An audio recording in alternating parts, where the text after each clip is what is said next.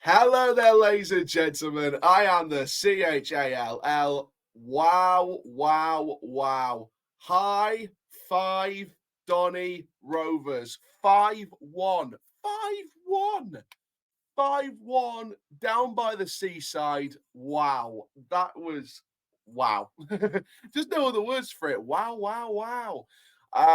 That was brilliant. I watched back over the game this morning on iFollow on the replay. That was incredible. Incredible. The defense was top notch. The attack was on top notch. I'm going to do a Rio Ferdinand, what he did with Ole Gunnar Solskjaer, and this time it's going to work. Hakeem ADELAKUN, Donny Rovers, get the contract, put it on the table, and sign it. Sign it, sign it, sign it. Tell Lincoln City to not speak to anyone else. Sign it. That guy is going places. Again, Timothy LO-TUTALA in goal. I swear on my bloody life, tell Hull City to get that contract and sign on the dotted line on a permanent deal. Billy Waters, let's wait and see what happens with him, but there is some promising signs from him since he's come here. Matthew Craig, again, another player since he's come here who's just come on leaps and bounds. Apart from a 5-minute spell, I think that Matthew Craig did well. I thought Matthew Craig did fantastic. I think after the penalty from Grimsby, I think we kind of went into our shell a bit, but then we just leapt back out of it. And that was just a brilliant performance. Grimsby looked all over the place. Grimsby very much played a system that the players aren't used to playing. I get, first of all, from a Grimsby perspective, I know that David Artell is there. And look, I still believe David Artell is a good manager. I still believe David Artell is a good manager. He doesn't achieve the success at Crewe that he had, without time and patience. They gave him time and patience. For me, Grimsby, I think what David Artell needs to do now is just play a system that's going to get him short-term results to keep Grimsby in the division, and then use the summer to build your system. Because when you've got players that don't play the system you play, that just get caught out every single time on the break, and that's taking nothing away from Doncaster. Take the team goal, for example. Take that team goal that Donny put on. The passing movements, the space given by Grimsby for Rovers. First of all, ADELAKUN was just magnificent in the attacking third of that move. And the midfield did well, and the defense did well passing it out, and things like that. But from a Grimsby perspective, you've got to be scratching your head and thinking, what the hell are they doing? From a Rovers perspective, though, absolutely fantastic. Now, before we get started, make sure you do like, comment, subscribe, click the notification bell so you never miss another YouTube video. Let's get straight into this. I'm getting straight into this. Wow, wow, wow. Harrison Biggins, the passion on that man. The passion on that man when one of those goals went in. It was like the Ultimate Warrior just shaking the net. Oh, man. It was brilliant. I think for the fans that went down there, it must have been just one of the best days of the season, because from what it looked like on the replay from iFollow, it looked like probably arguably one of the best games this season in terms of performance. And this is what we keep saying to people on the outside, that we weren't under the bad runs, we went under the bad patches that were like, is McCann under a bit of pressure, things like that. And we're like, no. The reason why McCann's not under pressure is because the performance levels have been light years better than last season. It's just individual mistakes that cost us. And as soon as you get rid of that out of the game, we get better. We get better. And you know what? I don't think some people had a lot of confidence in a back line of Richard Wood and Tom Anderson overall, because there weren't a lot of pace there. However, Daniel Nice put it perfectly on social media. First of all, let's get it straight. Anderson and Wood have had great games since they've come back. But, sometimes you don't need a lot of pace in the back line in League Two. Sometimes you just don't need that. Sometimes you just need two absolute rocks that are going to stand in their ground, stay in their area, and just defend for their lives. If Richard Wood wants to stay here another year and get a contract extension, that's fine by me. Tom Anderson's deal is out in a year's time this summer. When it gets to this summer, he's got a year left. Let's see what happens next season for Tom Anderson. Let's just see what happens with him. Because since he's come back, he's been putting in great performances. If he can keep doing that, he's working his way up to another extension at some point. I wouldn't do it straight away. I wouldn't take the risk straight away. I would say, look, he's putting great performances for the rest of the season, potentially. Let's see what happens next season. If he keeps doing that next season and we finish in a much better position next season, then maybe look at an extension. If he wants to go at the end of his contract to the end of next season, then we give him, as I said in the previous video, a proper send-off for 9, nearly 10 years of service. If Tom Anderson works his way to an extension, great. 10 years, I think it's 10 years you get a testimonial. So if he gets to his 10-year period, I'd love to see an Anderson testimonial. But yeah, overall, for me, it was just a fantastic performance. Just absolutely fantastic. Matthew Craig, again, shone like the brightest star. Owen Bailey, great. The defense was spot on overall. Sterry Maxwell. You know, I'm disappointed that Senior's injured, and hopefully we ease him back sooner rather than later, but hopefully ease him back so we don't rush him back. Put Sterry and Maxwell on each side.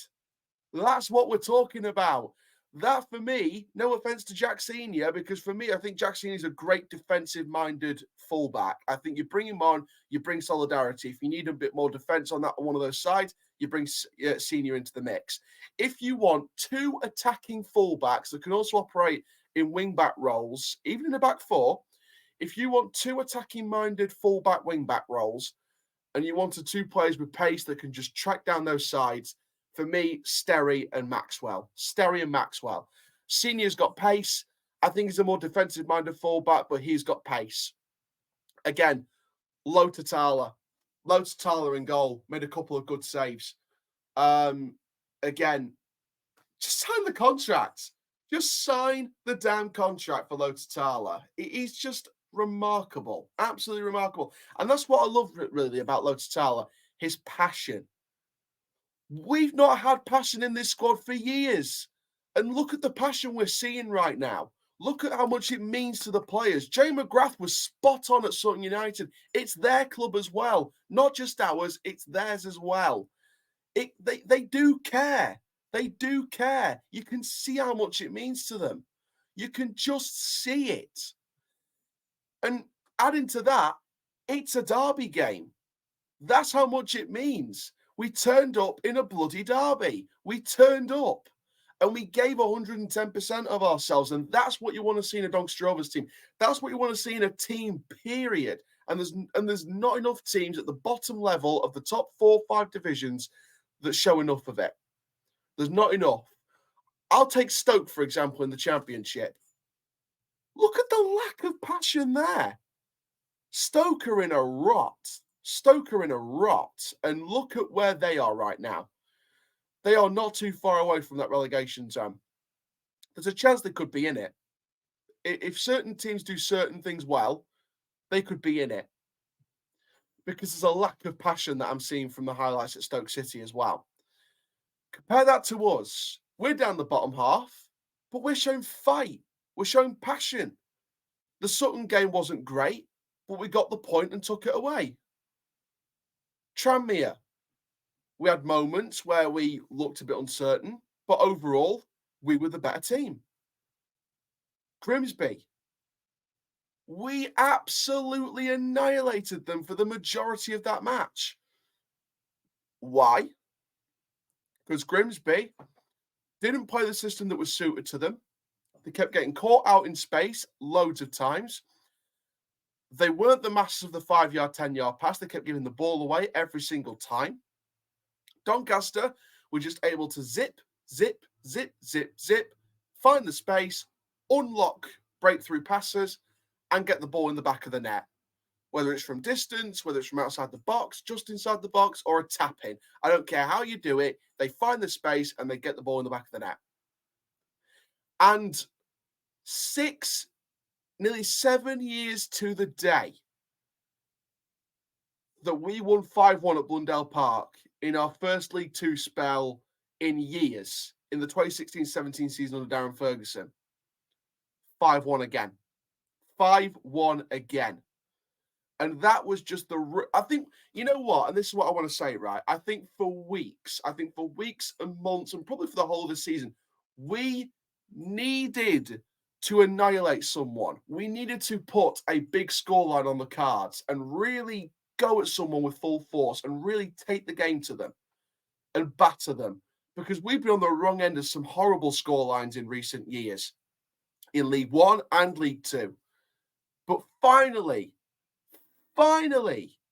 it's our turn to batter someone. And Grimsby were just the wrong team at the wrong time. That's all it was. It was the wrong team at the wrong time. I feel for the Grimsby fans. I really, really do. Because they're not in a great situation right now. They're in a horrible run of form.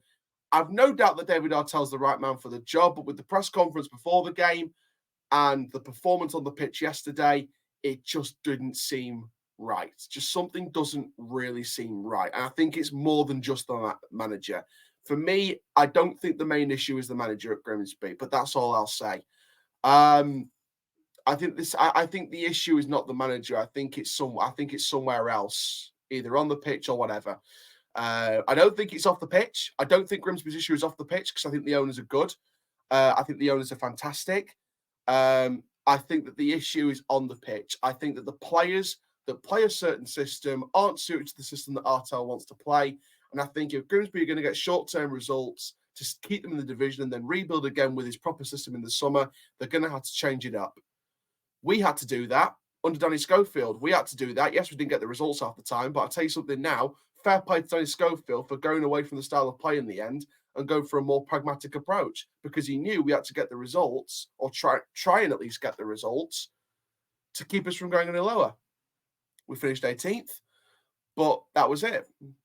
So Artell needs to find a way of getting short-term results for the rest of this season and then build under his proper system in the summer, starting in the summer. That's just my view on the situation. But it's 100% not on the manager, for me anyway. But for Donny, that's what, 4 unbeaten now in the league? That's unbelievable. In fact, hang on a second. Let me just double check this, right? Because I think it's 4.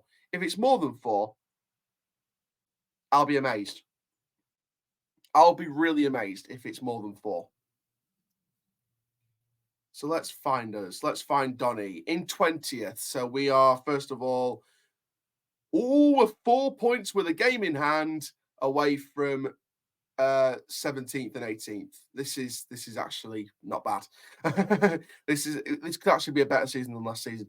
Right. So we're unbeaten in 4 league games. Since that pumping by Stockport, we've been unbeaten in the last 4 league games.